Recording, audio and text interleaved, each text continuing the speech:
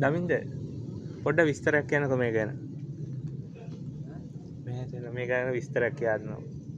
ඉතින් මේ හොටල් එකේ තියෙන මේ ඇන්ටික්ම භාණ්ඩ ටික තමයි මේවා අවුරුදු මම හිතන්නේ දැන් 3000කට විතර කිට්ටු වෙනවා. කියන ඔක්ටෝමන්ලාගේ කාලේ ඉඳලා තමයි මේ ටර්කි වල තියෙන ඔක්ටෝමන්ලාගේ කාලේ ඉඳලා තමයි මේවා එන්නේ. මම ලොකු ගණන් දීලා තමයි මේ හොටල් එක අරගෙන තියෙන්නේ මේ එන ගෙස්ලන්ට බලන්න. කියන්නේ මේකත් ඇවිල්ලා මියුසියම් එකක් තමයි මේ හොටලේ තියෙන මියුසියම් එකේ පාර්ට් එකක්.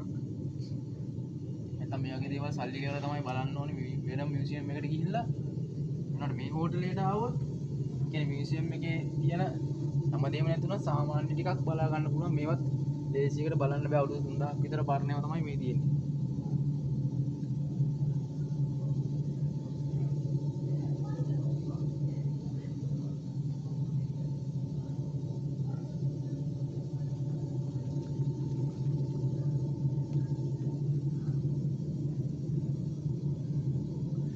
අවුරුදු 3000ක් විතර පරණයි. 3000ක් විතර පරණ. මේගොල්ලන්ගේ හිස්ටරි එක යනවා කොහොමද?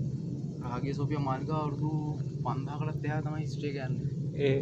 ඒ සබිය සොෆියා මාලිගාවත් එක්ක මේව සම්බන්ධද? උපකරණ. ඔව් මේ ඒ කාලේ ගත්ත මේ ඔක්ටෝමන්ලාගේ මේ බාණ්ඩ තමයි මේ තියෙන්නේ.